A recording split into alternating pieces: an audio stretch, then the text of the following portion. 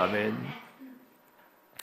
여러분의 삶을 살아갈 때에 용기가 필요할 때가 있지 않습니까? 우리가 한번 결단하고 용기를 내어야 될 때는 두려움이 있죠. 그 두려움을 이겨야 우리가 용기를 털어내죠. 직장에서 여러분의 상사가 잘못된 일을 할 때, 잘못 결정할 때, 그때 때로는 말할 용기가 필요하죠. 가족 가운데서도 그렇습니다. 남편과 아내가 자기의 삶에 대해서 자기의 어려운 진실을 이야기할 때, 그때 용기가 필요하죠. 또한 더불어 친구에게, 주변 사람에게 예수님을 소개할 때, 전도할 때 용기가 필요합니다. 우리 모두 그런 순간들이 있지 않습니까? 우리가 용기를 낼 때 입이 마르고 심장이 두근거리고 손에 땀이 나는 순간들 말이죠. 오늘 우리는 2000년 전에 두 명의 평범한 사람들이 경험한 이야기를 살펴볼 겁니다. 그들은 가장 두려운 순간에 가장 담대한 사람들이 되었습니다. 그리고 그들의 비밀을 오늘 발견할 수 있는데요. 여러분 솔직히 말해봅시다. 오늘날 신앙인으로 살아가는 것 여러분 쉽지 않죠. 직장에서 여러분 이런 경험 해보셨습니까? 월요일 아침에 동료들이 주말에 뭘 했냐고, 토요일, 일요일 날 뭘 했냐고 묻습니다. 그때 여러분 교회 갔다라고, 나는 어제 교회 가서 예배 드렸다고 그렇게 대답하기가 왠지 때로는 부담스럽죠. 그냥 집에서 쉬었다라고 그러고 놀러 갔다 그러고 그렇게 얼무버립니다. 왜 그럴까요? 이상한 사람으로 보일까봐 때로 두렵기 때문이기도 하죠.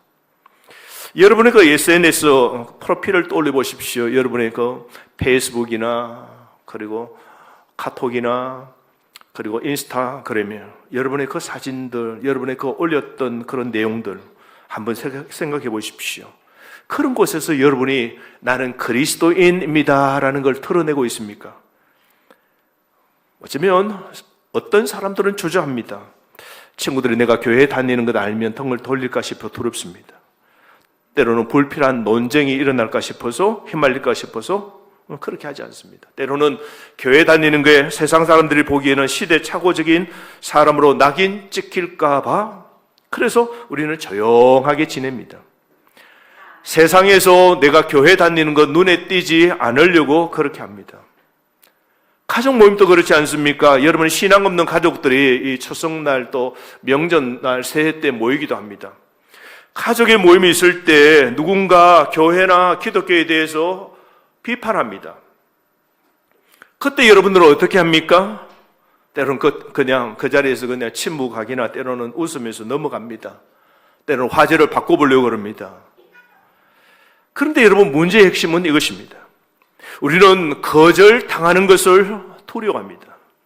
사람들이 우리를 싫어할까봐, 관계가 어색해질까봐, 외톨이가 될까봐 그래서 우리는 타협합니다. 조금씩 타협합니다. 어느새 우리의 신앙은 사적인 취향으로 축소됩니다. 그래서 타인에게 드러내지 않습니다. 혼자 조용하게 내가 교회 다니는 것, 내가 예수 믿는 것, 내 혼자 조용하게만 간직합니다. 이것이 우리가 마주한 현실입니다. 하지만 여러분 좋은 소식이 있습니다. 여러분만 그런 게 아닙니다. 제 목회 경험상 교회 다니는 사람 중에 이런 고민들을 합니다. 나이가 많던 적던 신앙생활을 오래 했던 이제 막 시작했던 모두 담대함과 씨름합니다. 그리고 이 흐름은 가속화되어집니다. 과거에는 교회 다니는 게 자랑이었습니다. 여러분 옛날에는 교회 다니는 게 여러분 신앙이 있는 사람들은 교회 다니는 걸 떳떳하게 그렇게 밝혔습니다. 그리고 예수 믿으면 그 시골 동네에서도 예수 믿는 사람이 한 1%, 10%도 채 안 되어도 그 예수 믿는 그 양반, 예수 믿는 그 사람 표가 났어요. 동네에서 그분의 말 한마디는 그냥 알아줬어요. 그리고 신뢰가 되는 것이죠. 은행의 일치의 삶을 그렇게 살았습니다. 그래서 내가 그리스도인이라는 말은 나는 도덕적으로 흠결 없는 사람이다. 그렇게 인정을 받았습니다. 그런데 지금은 다릅니다. 모든 종교는 같다 그래요. 기독교 별난 것 없다라고 사람들이 생각합니다. 세상 사람들은 뭐라 그럽니까? 당신의 진리나 내가 믿는 진리나 뭐요? 똑같다고. 너희들만 특별한 게 아니다. 세상 사람들은 그렇게 말합니다. 또 우리는 예수만 믿어야 구원받는단 말합니다. 그런데 세상 사람들은 뭐라 그럽니까? 단 하나의 길만 옳다고 주장하는 건 독선이야 라고 그렇게 세상은 말합니다. 이런 목소리가 여러분 계속해서 뉴스나 그리고 우리 매스 미디어를 통해서 이런 소리 공간에 우리가 노출되어 있습니다. 이런 목소리에 끊임없이 노출되면 어떻게 될까요? 우리 자신마저 흔들리기 시작합니다. 문화적 압력은 점점 거세집니다. 그래서 교회 다니는 것, 예수 믿는다는 것, 이게 위축당하는 것이죠. 때로 교회 안에서도 혼란이 있습니다. 더 심각한 것은 교회 안에서조차 이런 혼란이 존재합니다. 예수님만이 유일한 길이 아니라고 교회 다니는 사람 가운데도 이런 생각을 하는 사람이 있습니다. 그냥 다른 종교를 믿으면서도 선하게 살면 다 천국 간다고, 좋은 데 간다고 그렇게 교회 다니면서도 생각합니다. 교회 다니면서도 내가 믿는 이 진리가 너무 편협한 건 아닌가라고 그렇게 생각하기도 합니다. 이런 질문들이 우리 안에 자리를 잡고 있습니다. 그리고 이런 질문들은 우리를 더 깊은 침묵 속으로 밀어넣습니다. 결과는 어떻습니까? 우리는 이중 생활을 하게 됩니다. 교회에서는 찬양하고 예배하고 우리가 기도하지만 세상에서는 우리가 침묵으로 일관합니다. 우리는 영향력을 그래서 상실합니다. 우리 예수님은 세상의 빛과 소금대를 그랬거든요.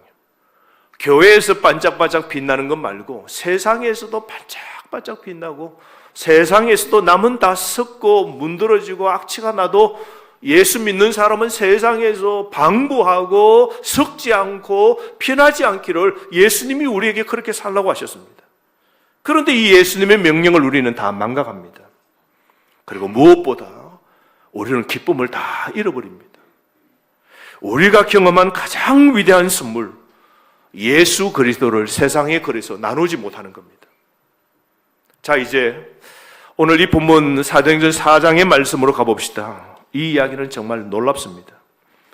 베드로와 요한이라는 두 사람이 나오는데요, 이 사람의 직업은 평범한 어부입니다. 배운 사람이 아닙니다. 그들은 성전에서 한 가지 일을 했습니다. 좀 전에 뭘 했습니까? 성전 밖에, 성전 미문이라는 그 문 밖에서 나면서부터 걷지 못했습니다.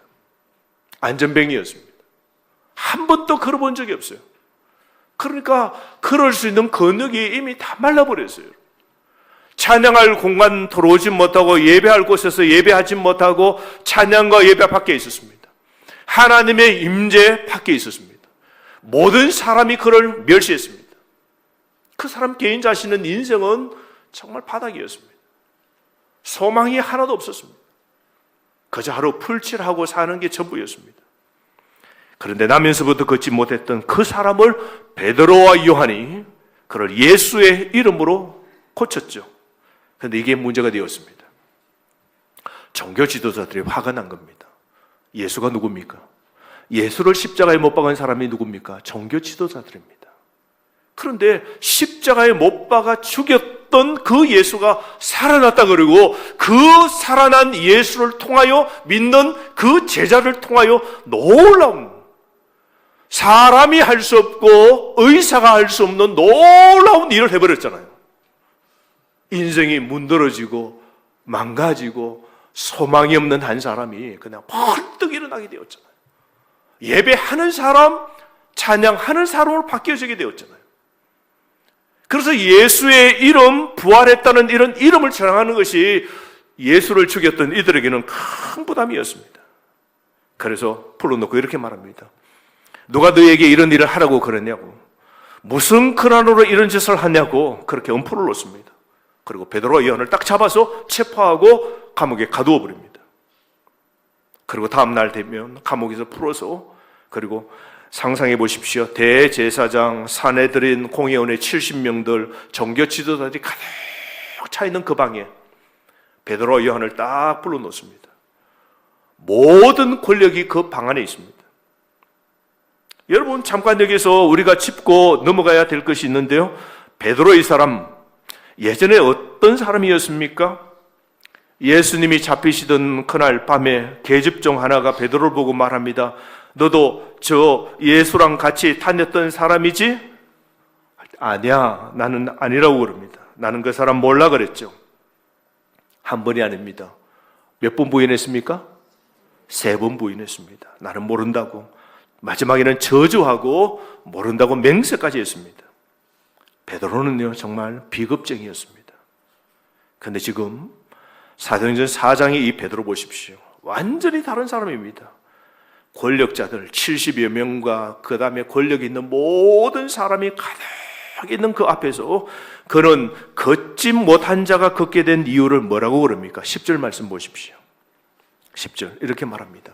다음 길을 보실까요? 너희와 모든 이스라엘 백성들은 날라 너희가 십자가에 못 박고 하나님이 죽은 자 가운데서 살리신 나사렛 예수 그리스도의 이름으로 이 사람이 건강하게 되어 너희 앞에 서느니라. 여기서 멈추지 않습니다. 12절 말씀 보십시오. 다음 게 다시 한번 읽겠습니다. 시작. 다른 이로서는 구원을 받을 수 없나니 천하 사람 중에 구원받을 만한 다른 이름을 우리에게 주신 일이 없음이라 하였더라. 여러분 놀랍지 않습니까? 이 사람이 정말 그 계집종 앞에서 떨던 그 베드로 맞습니까? 담대하게 종교 지도자들 앞에서 담대하게 이렇게 말합니다. 그러자 종교 지도자들이 경악해하고 서로 수군거립니다. 이 사람들이 배우지 못한 사람인데 어떻게 이렇게 또렷하게 말하는가? 어떻게 이렇게 담대하게 이렇게 말하는가? 그때 그들은 깨닫게 됩니다. 13절 보십시오. 그들이 베드로와 요한이 담대하게 그들 앞에서 말함을 보고 그들을 본래 배운 적이 없는 그런 평범한 사람으로 알았다가 또 한 가지를 압니다. 배우지 못한 사람인 것을 알고 또 전에 뭐라고요? 예수와 함께 있던 줄도 알고 라고 그랬습니다. 베드로가 전에는 떨고 비겁쟁이였는데 이제는 담대하게 복음 전하는 것 보고 왜 이 사람들이 이렇게 바뀌었나? 이렇게 놀랍게 담대하게 바뀌었는가? 뭐라 그래요? 결정적 그 차이가 뭐라 그럽니까? 예수님과 함께 있었다고 그럽니다. 이것이 모든 것을 바꾸어 놓았습니다. 여기에 우리가 찾던 답이 있습니다. 여러분, 베드로의 담대함이 어디서 나왔습니까? 자신감? 아닙니다. 용기를 내었어요? 아닙니다. 훈련을 받았어요? 아닙니다. 부활하신 예수님을 경험했기 때문입니다. 베드로는 예수님이 십자가에 죽으시는 것을 목격했습니다. 그리고 살아나신 그 예수님을 경험했기 때문입니다. 그때부터 베드로는 완전히 바뀐 겁니다. 여러분, 그날 한번 상상해 보십시오. 베드로는 예수님이 죽었다고 생각했습니다. 끝났다고 생각했어요. 고향으로 돌아가죠. 고향에 가서 다시 자기의 과거의 직업을 갖습니다. 배를 바다에 밀고 고기를 잡습니다. 그날 밤에 그물을 한참 내렸습니다. 아무 고기도 못 잡았습니다. 밤새도록 지나고 이제 아침에 해가 뜨려고 그러는 미명, 서서히 밝아오는 미명이 됩니다. 이제 그물을 거두고 이제 배를 무트로 이렇게 밀고 이제 나오려고 그럽니다. 근데 그 미명에 저기 보니까 바닷가에 있는 한 사람이 자신들을 향하여 말합니다. 고기 많이 잡았습니까? 묻습니다. 근데 베드로와 그 친구들이 말했겠죠. 오늘은 고기가 하나도 없네요. 밤새도록 그물을 내리는데 그물에 잡힌 고기가 하나도 없어요. 그럽니다. 그랬더니 저 해안가에 있는 사람이 마지막으로 그렇다면 지금 배 오른편에 한번 그물을 한번 던져보세요. 힘이 다 빠지고 이 바다를 베드로는 얼마나 잘 아는 사람입니까? 그 바닷가에서 태어난 사람 아닙니까? 그런데 그 해안가에서 말하는 그분의 말은 무기가 담긴 말입니다. 힘이 없지만 던질까나 말까나 생각하면서 저분의 말이 좀 뭔가 힘이 있는 것 같아요. 권세가 있는 것 같아요. 그래서 어떻게 합니까? 진짜 배 오른편에 그물을 스르르 내려봅니다. 그럼 배를 좀 더 끌면서 그런 그물을 당겨보는데요. 묵직합니다. 뭐지? 라고 그물을 당겨봅니다. 그물을 당기는데요. 그 조금 당기니까 그물에 벌써 고기가 파닥파닥파닥 끓입니다. 밑에 고기들이 가득 찬 겁니다. 뭐라 그랬습니까? 그물이 찢어질 정도로 그랬어요. 옛날에 배가 여러분 큰 배가 아니지 않습니까? 옛날에 그저 배가 기껏 2-3명, 4명이 타고 옆배들이 함께 더불어 고기를 잡습니다. 근데 그 그물을 끌어올려서 고기가 막 이따만한 고기가 잡히니까요, 배가 그냥 만선입니다. 터질려 그래요. 그 고기를 헤아렸다 그러잖아요. 고기가 몇 마리라 그래요? 153마리가 잡힙니다. 이 놀라운 기적을 거둬 올린 순간 재치가 있고 영성이 뛰어난 요한이 뭐라 그럽니까? 저분이 주님이시다, 우리 스승이는 예수님이시다 그럽니다. 그때 베드로가 직감합니다. 베드로는 더 이상 주체할 수가 없는 겁니다. 배가 해안의 채에 다다르기 전에도 덤벙하고 물속에 뛰어들어서 예수님 쪽으로, 그 해안가 쪽으로 나옵니다. 보니까 부활하신 예수님이에요. 예수님이 그 제자를 위해서 고기를 다 구워 놓으시고 숯불 피워 놓으시고 그렇게 계시는 겁니다. 배에서 내린 제자들과 더불어 다 그 둘러 앉았습니다. 그때 예수님께서 베드로에게 이야기를 합니다. 뭐라 그럽니까? 시몬아, 너가 나를 사랑하느냐? 예, 주님. 제가 주님을 사랑하는 줄 주님이 아십니다. 내 양을 먹이라. 또 묻습니다. 시몬아, 너가 나를 사랑하느냐? 예, 주님. 제가 주님을 사랑하는 줄 주님이 다 아십니다. 내 양을 치라. 또 묻습니다. 시몬아, 너가 나를 사랑하느냐? 3번 질문합니다. 왜요? 3번 예수님 부인했잖아요. 나는 모릅니다. 나는 당신 안 따릅니다. 나는 당신하고 상관이 없어요 했던 그 베드로에게 예수님은 3번의 회복을 주시기 위하여 이제는 나 정말 당신 압니다. 정말 주님 사랑합니다. 진짜 주님 사랑합니다. 그 3번의 회복을 위해서 3번째 묻자 베드로는 눈물을 흘립니다. 그리고 뭐라 그럽니까? 주님, 모든 것을 아시지 않습니까? 내가 주님을 사랑하는 줄 주님이 다 아시지 않습니까? 그때 예수님이 내 양을 먹이라 말씀하십니다. 순간 베드로가 깨닫습니다. 죽으셨던 예수님이 살아계시는 겁니다. 나를 버리지 않으신 겁니다. 나를 회복시키고 계시는 겁니다. 나를 다시 부르시는 겁니다. 이것이 베드로의 모든 것을 바뀌도록 만든 것이죠.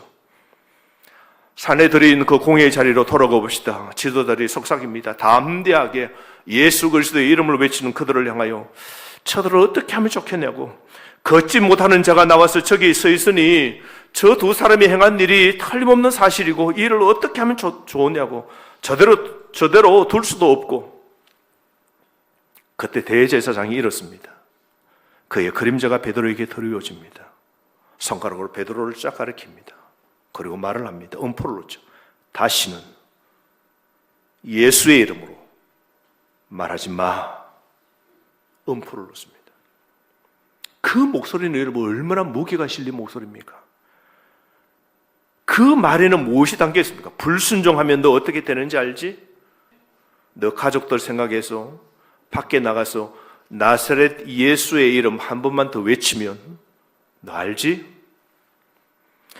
50일 전이었다면 베드로는 고개를 끄덕이면서 말했을 겁니다. 예, 알겠습니다. 다시는 내가 나가서 나사렛 예수라는 말 안 하겠습니다 라고 했을 겁니다. 하지만 지금 이 베드로와 요한은 다릅니다. 베드로가 요한을 바라봅니다. 요한이 고개를 끄덕거립니다. 둘 다 미소를 짓습니다. 베드로가 대제사장을 바라봅니다. 그리고 조용하지만 단호한 목소리로 말합니다. 19절 뭐라고 그럽니까? 다 함께 시작. 베드로와 요한이 대답하여 이르되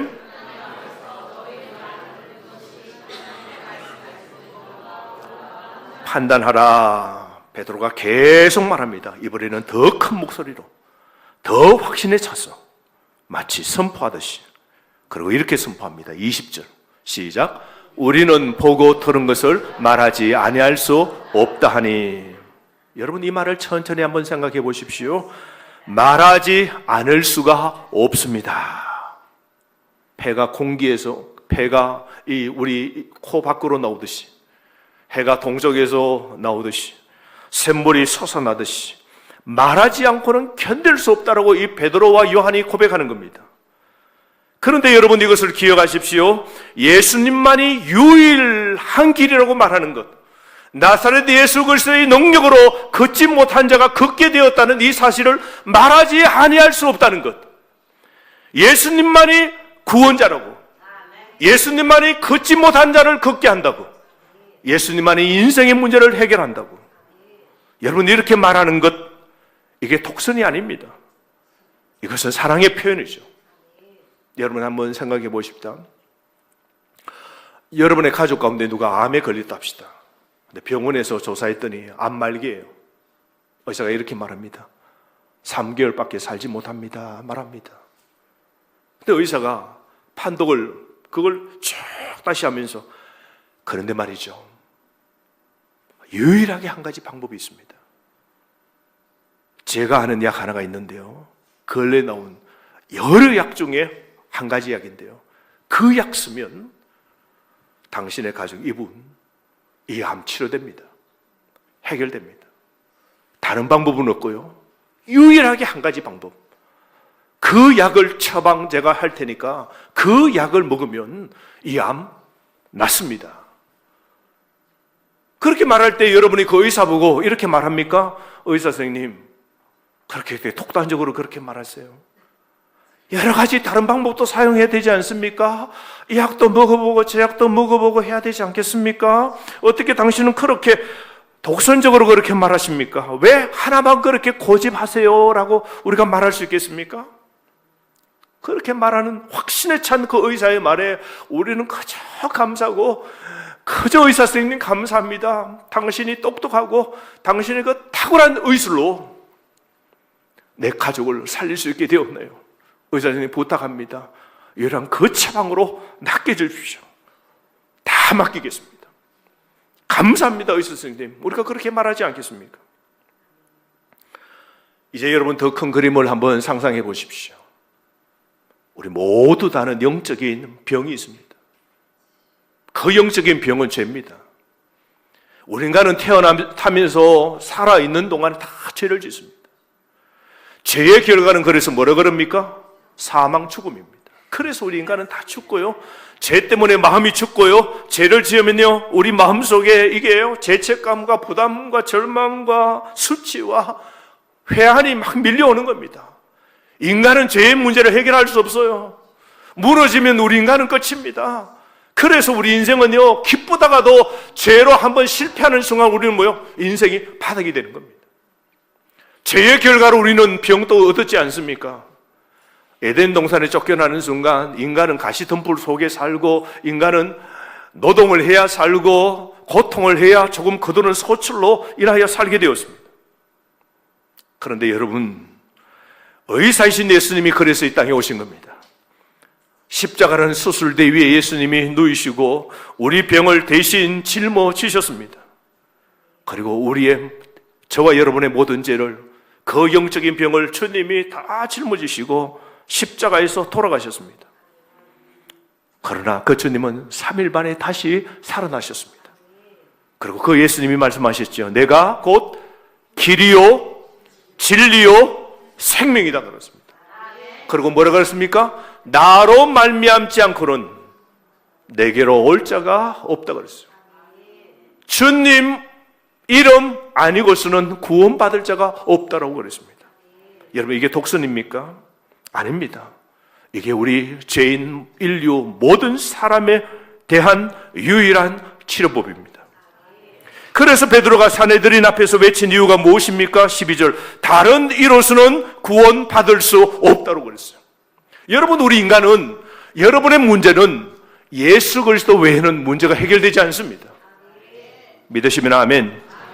다른 종교를 무시해서가 아닙니다. 유일하게 예수 그리스도 외에는 우리 인간의 문제를 해결할 방법이 없는 겁니다. 이것이 그래서 생명의 소식입니다. 이것이 구원의 메시지입니다. 이것이 기쁜 소식입니다. 이것이 바로 하나님이 우리에게 주신 사랑의 선포인 것이죠. 여러분은 무엇을 보고 들었습니까? 베드로는 말했습니다. 우리는 보고 들은 것을 말하지 아니할 수 없노라고 그랬습니다. 여러분은 지금까지 무엇을 보았습니까? 교회를 다니고 예수를 믿고 신앙의 삶을 삽니다. 여러분은 이런 것을 보지 않았습니까? 절망 속에서 여러분을 건져내신 예수님을 보았습니까? 중독에서 자유케 하신 예수님을 만나셨습니까? 깨어진 관계를 회복시킨 예수님을 체험하셨습니까? 죽음의 문턱에서 살리신 예수님을 경험하셨습니까? 무의미한 삶에서 의미를 주신 이 예수님을 만나셨습니까? 여러분은 무엇을 들었습니까? 이런 것을 듣지 않았습니까? 수고하고 무거운 짐진 자들아 다 내게로 오라. 나사렛 예수 그리스도 그분이 말씀하셨습니다. 내가 너를 사랑하노라. 너 죄 사함을 받았느니라. 두려워하지 말라. 내가 너와 함께 함이니라. 나사렛 예수님, 우리에게 이미 말씀하신 거 여러분 들으셨습니까? 하지만 저는 여러분에게 질문합니다. 어떤 사람은 이렇게 저에게 말할 겁니다. 목사님, 저는 베드로가 아닙니다. 저는 사도가 아닙니다. 저는 그렇게 담대하지 못합니다. 알고 있습니다. 저도 그렇습니다. 하지만 여러분 이것을 기억하십시오. 베드로도 처음부터 담대하지 않았습니다. 그런 급장이었습니다. 배신자였습니다. 여종 앞에 떨던 사람이었습니다. 그런데 부활하신 예수님을 만났습니다. 그것이 모든 것을 바꾸어 놓았습니다. 여러분도 그 예수님을 만났습니까? 그렇다면 여러분도 변할 수 있습니다. 오늘부터 시작하십시오. 부교역자 시절에 전도한다고 동네에 있는 이 길거리를 공원으로 전도를 나갔어요. 전도지를 들고. 전도를 나가면 대부분 사람들이 뜨악해 하죠. 그죠?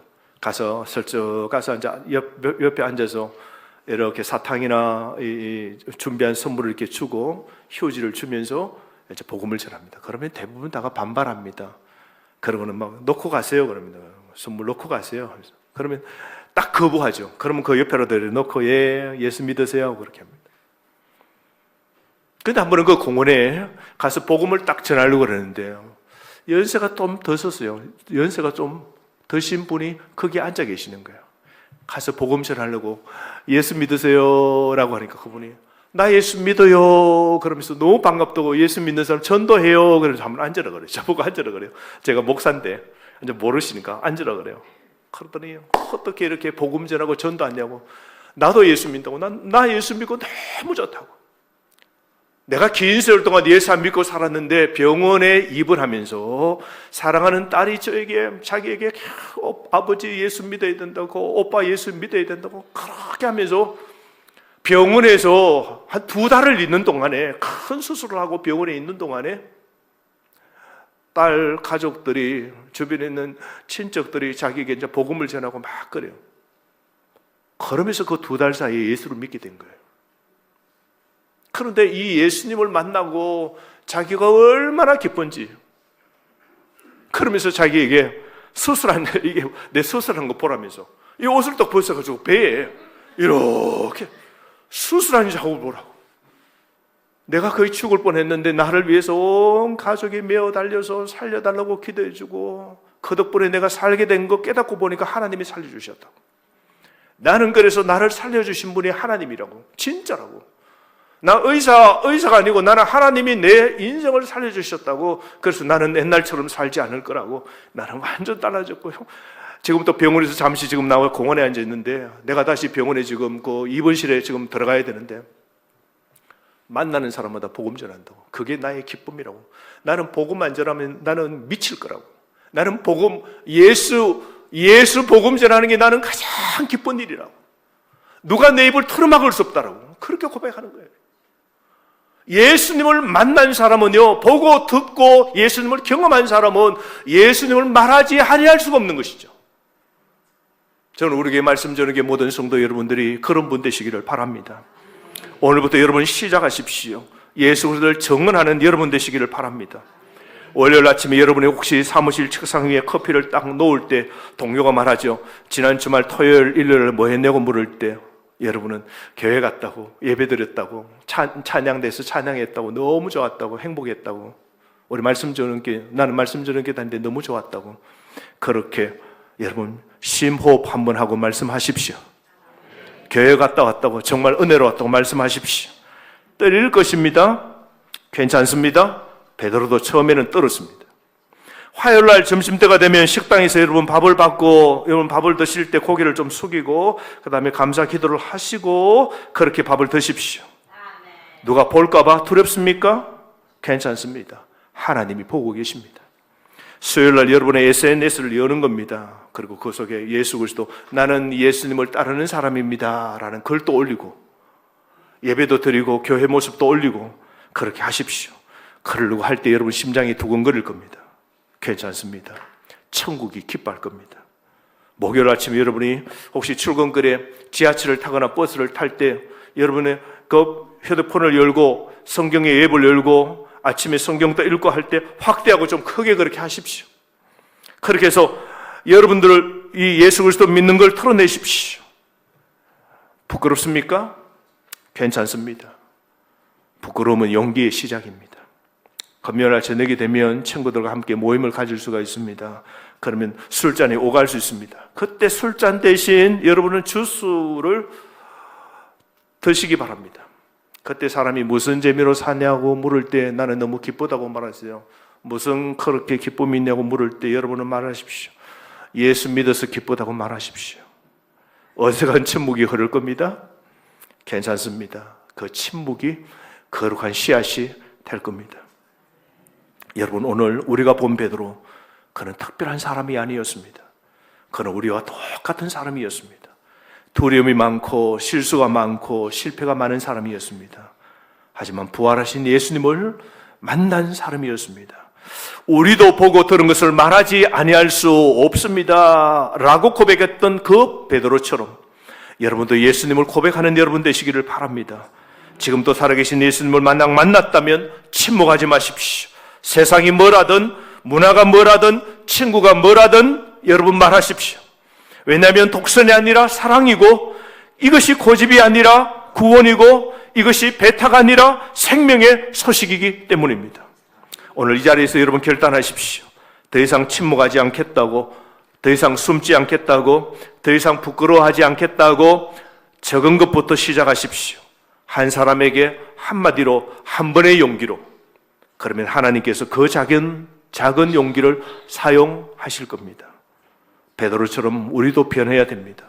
그리고 언젠가 우리도 이렇게 말하게 될 것입니다. 나도 보고 듣고 내 속에 경험한 이 예수를 말하지 아니할 수 없노라. 이 고백을 하시는 저와 여러분 되기를 주의 이름으로 축복합니다. 주신 말씀 가지고 이 시간 다 함께 기도하겠습니다.